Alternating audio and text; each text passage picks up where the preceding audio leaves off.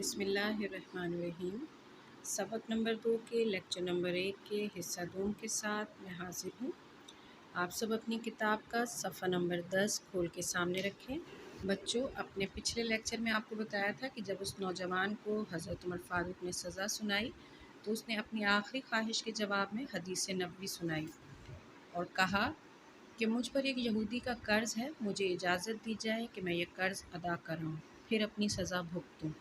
حضرت عمر فاروق رضی اللہ تعالیٰ عنہ نے فرمایا، اگر کوئی تمہاری ضمانت دے سکے تو عارضی طور پر رہا کرنے میں مجھے کوئی عذر نہ ہوگا۔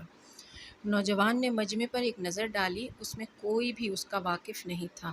وہ حیران کھڑا تھا کہ ایک صحابی کھڑے ہوئے اور عرض کی، اے امیر المومنین، میں اس نوجوان کی ضمانت دیتا ہوں۔ صحابی رسول صلی اللہ علیہ وآلہ وسلم کے ان الفاظ نے مجمع پر سناٹا طاری کر دیا۔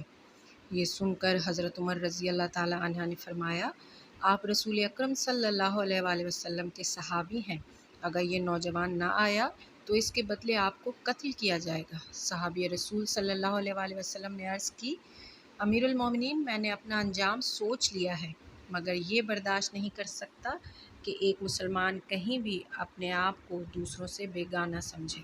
ہمارے رسول صلی اللہ علیہ وآلہ وسلم نے ہمیں جو اسلامی تعلیمات عطا فرمائی ہیں اس کی بنا پر یہ میرا بھائی ہے اور میں بخوشی اس کی ضمانت دیتا ہوں۔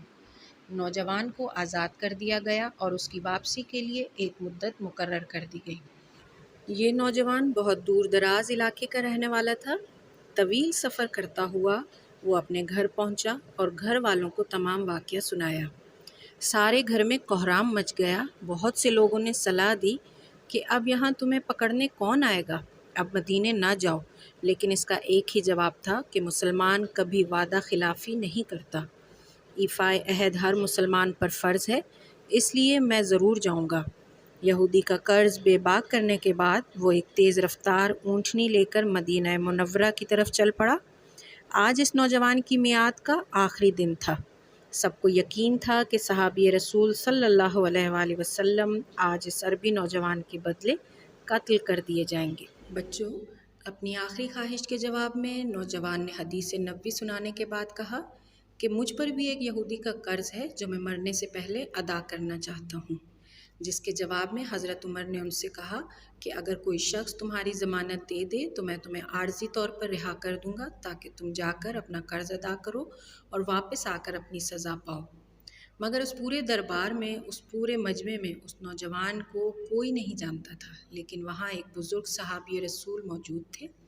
جب انہوں نے دیکھا کہ کوئی شخص ضامن نہیں بن رہا تو انہوں نے اس کی ضمانت لی اور کہا کہ یہ میرے نبی کی تعلیمات ہیں کہ ہر مسلمان خواہ وہ کہیں کا رہنے والا ہو، آپس میں بھائی بھائی ہیں، اس بنا پر میں اس کا ضامن بننے کو تیار ہوں۔ چنانچہ اسے آزاد کر دیا گیا اور ایک وقت مقرر کیا گیا کہ اگر یہ نہ لوٹ کر آیا تو اس کے بدلے صحابی رسول کو قتل کر دیا جائے گا۔ دوسری طرف جب یہ نوجوان اپنے گھر پہنچا اور تمام واقعہ اپنے گھر والوں کو بتایا تو سب نے اسے مشورہ دیا کہ تم ان سے اتنی دور آ گئے ہو، اب تم واپس نہ جاؤ، لیکن نوجوان اس بات پر بضد تھا کہ مسلمان کبھی وعدہ خلافی نہیں کرتا اور اگر میں نہ گیا تو میری جگہ جس شخص نے ضمانت دی ہے وہ بے گناہ قتل کر دیا جائے گا۔ اس لیے نوجوان بہت جلد اس یہودی کا قرض ادا کر کے ایک تیز رفتار اونٹنی پر سوار ہو کر واپس مدینہ منورہ روانہ ہوا۔ بچوں، لیکچر نمبر 1 ابھی جاری ہے۔